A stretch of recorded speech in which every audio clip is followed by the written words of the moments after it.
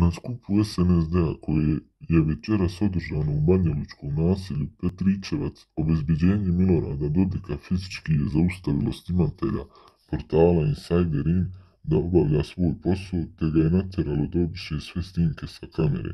Ostao je samo onaj koji smo i objavili. Izjava Milorada Dodika navodi se u tekstu ovog portala.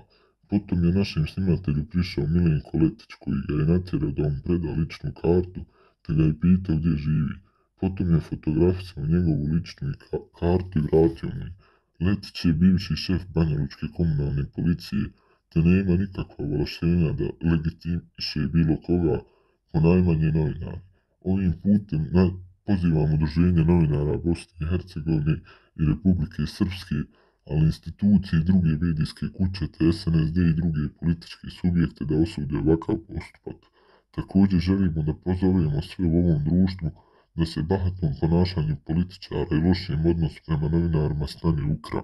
Ovo nije prvi put niti izolovan incident, navodi se u tekstu ovog portala čiji je novinar bio meta obezbeđenja.